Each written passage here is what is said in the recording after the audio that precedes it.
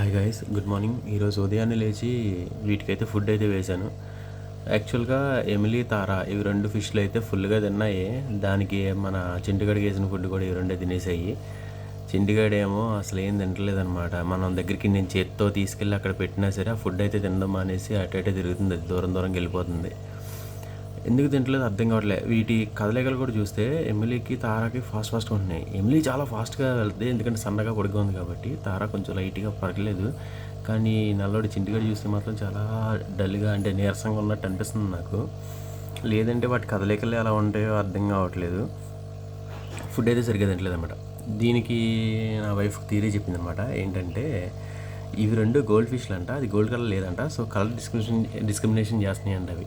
నువ్వు gold fish కాదు, నువ్వు బ్లాక్ ఫిష్వి, నువ్వేం ఫుడ్ తినకూడదని కొడుతున్నాయి అంట దాన్ని. అందుకే అది తింటాం మానేసిందంట అని చెప్పేసి ఒక థియరీ చెప్పింది అనమాట, కామెడీ థియరీ.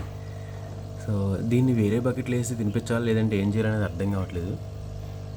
సో ప్రస్తుతానికి ఇది మన థియరీ. అంటే ఇంకొకటి ఏంటంటే వేరే బకెట్లో అస్తమానం తీసి పెడుతూ ఉంటే బాగుంటుంది. అంటే ఫిష్లు అస్తమానం తీయకూడదు, కదపకూడదు కదా, ఒక దాంట్లో వేసి అందులో ఉంచాలి కదా, అది నా ఆలోచన. సో తినకపోతే ఎలాగో అర్థం కావట్లేదు. గడ్డిని మన చెట్టు ఆకులు ఉన్నాయి కదా, ఆకులు తుంచుకుని ఆకులు తింటుంది పిచ్చిదనిలాగా. ఫుడ్ వేసి చేతిలో లాక్కెళ్ళి అలా చూపిస్తున్నా సరే తినడం అనేసి.